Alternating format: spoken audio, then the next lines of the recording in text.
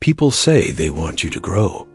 They say they want your peace, your strength, your freedom, your full life. But that is not always true. Many people love your kindness while it serves them. They admire your patience while it makes you easy to keep. They praise your loyalty while it costs you your own becoming. Then the day comes when you begin to change. You speak more clearly. You hesitate before saying yes. You want something larger than the place where they first learned you. And suddenly the love around you changes its face. Not because you became worse, because you became harder to use. This is an old story about a ferryman's son, a river village, and a truth that took years to uncover. It is also a story about how a person can mistake being needed for being loved. His name was Soren. He lived in a small village divided by a wide river. The fields, the market, the temple, the graves of the dead, all stood on different sides of the water. Without the ferry, people would walk half a day to reach what the boat crossed in minutes. Soren's father had rowed that river for most of his life. He knew every turn of the current, every hidden stone, every season when the water rose fast and looked calmer than it was. People trusted him. When he died, the village grieved him honestly. Then they turned to Soren. He was only 19, strong enough to row, quiet enough to obey, soft-hearted enough to feel guilty when others struggled, so he took his father's place. At first, he told himself it was only for a season. His mother was still mourning. The old boat needed repair. The planting month was near, and the village depended on the crossing. Soren said yes to one request, then another and another, until his days no longer belonged to him. At dawn, he carried baskets of grain across. At noon, he ferried children, priests, traders, old men with aching knees, women with bundles of cloth, boys too impatient to wait for evening. When storms came, he rowed still. When the river turned black and cold in winter, he wrapped his hands in cloth and rowed still. People praised him often. "You are your father's son. This village stands because of your goodness." "No one does what you do," Soren believed. These words because they sounded like love. He had once wanted another life. As a boy, he carved small boats from fallen branches and sent them down the shallows. He dreamed of traveling far beyond the village to learn from the master boat builders near the lower sea. He wanted to shape strong vessels, not only row one tired ferry back and forth until his back bent like his father's had. But that dream began shrinking the day his father died. Every time it rose again, someone pressed it down. His mother would say, "Later, when things are steadier." The headman would say, "A man must stand where he is most needed." Mira, the young woman many assumed he would one day marry, would smile softly and say, "I like that you are not restless like other men." That sentence stayed with him. She liked that he was not restless. The village liked that he was not restless. People often call it virtue when a person abandons a future that would inconvenience them. Years passed. Soren became very good at carrying lives from one bank to the other while leaving his own unmoved. He no longer spoke of the lower sea. He stopped carving boats. He stopped looking downriver for long. Then, one summer, a traveler came to the ferry. He was an old builder of river barges, moving north with 2 apprentices and a cart of tools.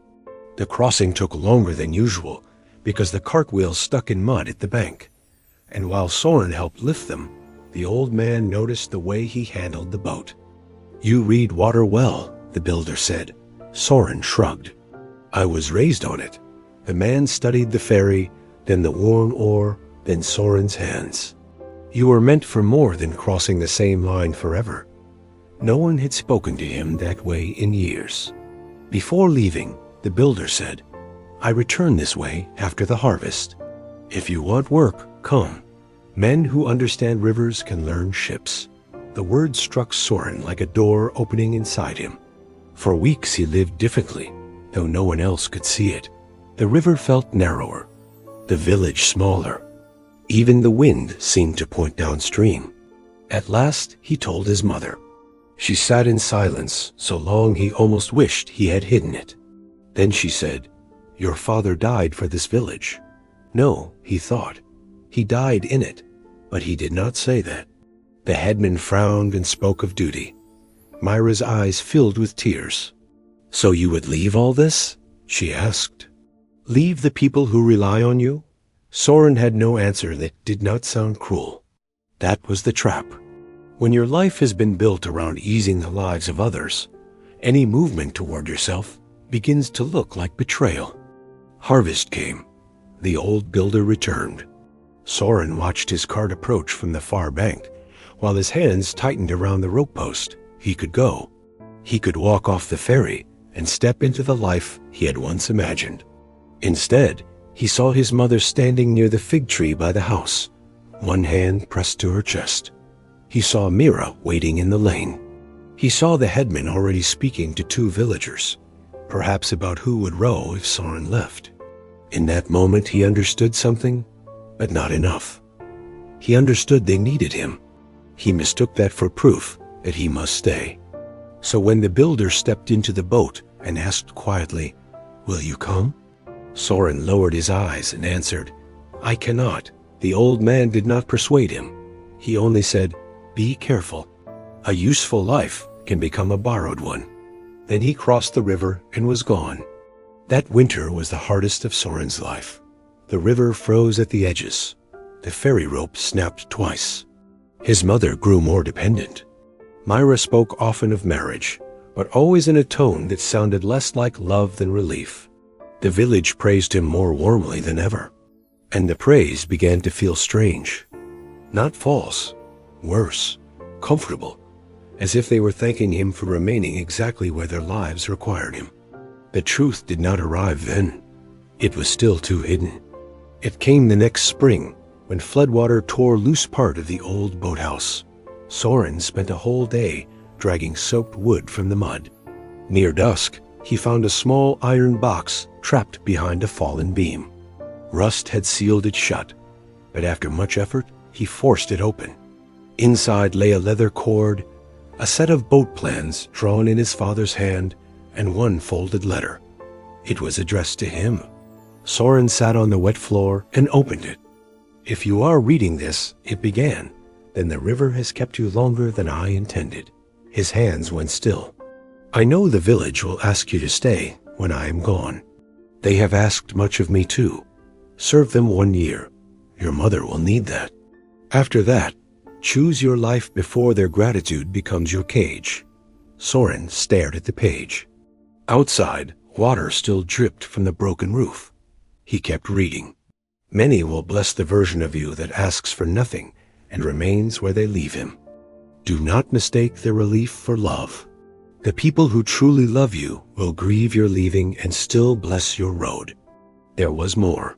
His father wrote of the lower sea, of a builder he had once met, of a quiet shame that he himself had never gone, of the plans enclosed in the box, drawn from memory, so that Soren might not begin from nothing when his time came. At the bottom of the letter was one final line. "If you stay only because it is easier for others, one day you will become easy to lose." Soren read it 3 times.